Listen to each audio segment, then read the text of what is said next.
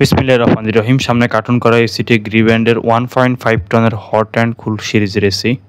এটার ফুল model GSH18X CLB refrigerant হচ্ছে R32 যে রেফ্রিজারেন্ট সেটা হচ্ছে ব্যবহার করা হয়েছে। সর্বপ্রথম হচ্ছে এসিটি আমরা আনবক্সিং করে নেব। আনবক্সিং করার পর ইনডোর ইউনিটের যে লুক দেখতে পাচ্ছেন সম্পূর্ণ ব্ল্যাক কালার। এই এসিটিতে কোল্ড প্লাজমা যে সুবিধা সেটি পাবেন এবং স্মার্টফোনের মাধ্যমে খুব সহজে এসিটি কন্ট্রোল করতে পারবেন। এসির ইনডোর ইউনিটে কুলিং কয়েলে গোল্ডেন যে ফিন সেটি ব্যবহার করা হয়েছে। আউটডোর ইউনিটের কন্ডেন্সার হিসেবে হচ্ছে কপার যে কন্ডেন্সার সেটি ব্যবহার করা হয়েছে। রেফ্রিজারেন্ট হিসেবে R32 যে রেফ্রিজারেন্ট সেটি ব্যবহার করা হয়েছে। সর্বপ্রথম এসির ইনডোর জিনিস সেটি হচ্ছে আমরা সেট করে নেব, তারপর আউটডোর সাইডে গিয়ে আউটডোর জিনিস সেটি স্থাপন করে নেব। এসির ইনডোর ইউনিট স্থাপনের জন্য বেস ফিটটা হচ্ছে আমরা সুন্দরভাবে লাগিয়ে নিই। আর এই এসিটির ফাওয়ার যে সাপ্লাই সেটা হচ্ছে আউটডোরে, তো এটা হচ্ছে ফাওয়ার যে সাপ্লাই লাইন সেটা হচ্ছে বাইরে চলে যাবে এখান থেকে কানেকশন হয়ে। অথবা হচ্ছে ইনডোর জিনিস সেটা হচ্ছে আমরা সেট করে নিব। ইনডোর স্থাপনের পর এটার যে লেভেল সেটা হচ্ছে আমরা দেখি পারফেক্টলি হচ্ছে লেভেল যেটি সেটা হচ্ছে দেখাচ্ছে।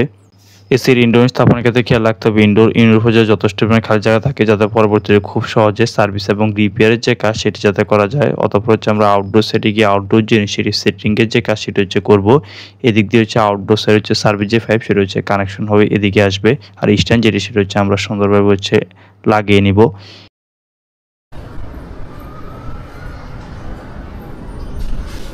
আউটডোর সাইডে এখানে সার্ভিস পাইপ আমরা এখানে কানেকশন করে নিচ্ছি। এই স্থান দিয়ে হচ্ছে সুন্দরভাবে হচ্ছে ভাই হচ্ছে এখানে ক্লাম দেওয়ার জন্য বলেছে, সুন্দরভাবে আমরা ক্লাম দিয়ে দিই। তারপর হচ্ছে পাইপটাকে হচ্ছে এইভাবে সুন্দর করে র্যাফিং করে নেই। র্যাফিং করে নেওয়ার পর সেটার যে কন্ডিশন আউটডোর ইউনিট সেটা হচ্ছে আমরা এখানে সেট করে নেব। এখানে হচ্ছে আরও গ্যাপ হলে ভালো হতো, গ্যাপ এখানে হচ্ছে পর্যাপ্ত নেই।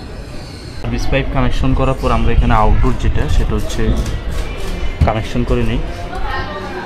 আউটডোর হচ্ছে এখানে সেট করা হয়ে গিয়েছে। আউটডোর সেট করা হয়ে গেলে অতপরই পাশে আমরা সার্ভিস যে পাইপ সেটা হচ্ছে কানেকশন করে নিই এবং ইউনিটে কোনো লিক রয়েছে কিনা সেটা হচ্ছে আমরা প্রেশার দিয়ে হচ্ছে টেস্ট করে নিই। যেহেতু হচ্ছে ডাবল স্টেজ যে ভ্যাকুয়াম পাম্প সেটা হচ্ছে আমাদের কাছে ছিল।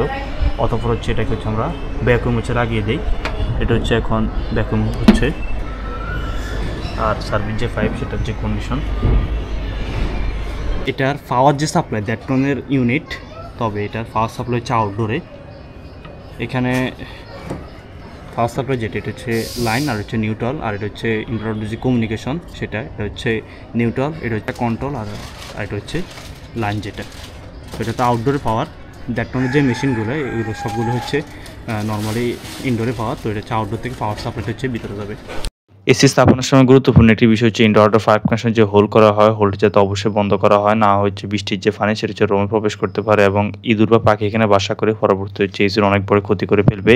ভ্যাকুমের যে কাজ সেটা হচ্ছে প্রায় শেষের দিকে, ভ্যাকুম সম্পূর্ণ হয়ে গেলে অতঃপর হচ্ছে ইউনিটের যে রেফ্রিজারেন্ট সেটা হচ্ছে আমরা সার্ভিস পাইপের মধ্যে হচ্ছে রিলিজ করে দিব। এসি স্থাপনের সময় গুরুত্বপূর্ণ একটি বিষয় হচ্ছে ইউনিটকে সঠিকভাবে হচ্ছে বায়ুশূন্য করা। ইউনিটকে যদি সঠিকভাবে ভ্যাকুম না করা হয় এতে হচ্ছে ইউনিটের যে কার্যকারিতা সেটা হচ্ছে আস্তে আস্তে হচ্ছে কমে যাবে। ফাইনালি হচ্ছে রেফ্রিজারেন্টকে সার্ভিসের মধ্যে আমরা হচ্ছে রিলিজ করে দিব। প্রথম হচ্ছে ডিসচার্জ যে বাল্ব সেটা হচ্ছে আমরা আনলক করে দিব। বিসমিল্লাহির রহমানির রহিম।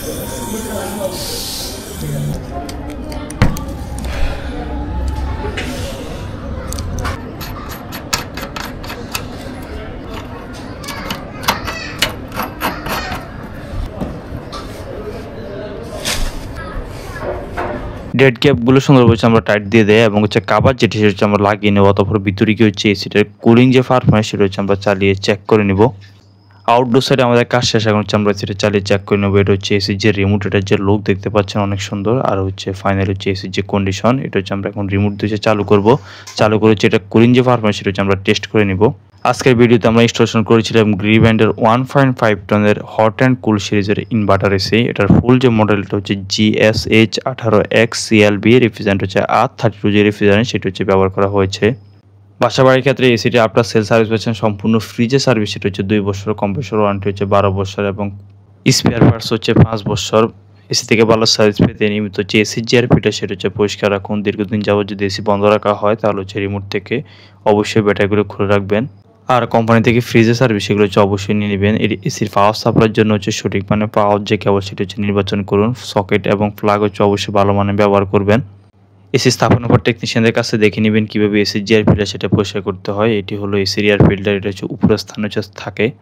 এসি মূলত হচ্ছে রুমের বাতাসটাকে হচ্ছে প্রসেস করে হচ্ছে আপনাকে ফ্রেশ একটি এয়ার হচ্ছে সাপ্লাই দিয়ে থাকে। এক্ষেত্রে হচ্ছে নিয়মিত এসি যে ফিল্টার সেটা হচ্ছে পরিষ্কার রাখবেন। তো এটা খুব সহজ হচ্ছে ক্লিন করা যায়।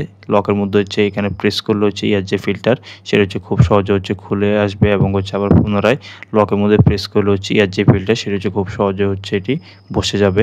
সামনের অংশের যে লক, এই লকগুলোতে প্রেস করলে হচ্ছে এয়ার যে ফিল্টার সেটা হচ্ছে খুব সহজ হচ্ছে খুলে আসবে। এই ছিল আমাদের আজকের ভিডিও। দেখা হবে নতুন কোনো ভিডিওতে। আল্লাহ হাফেজ।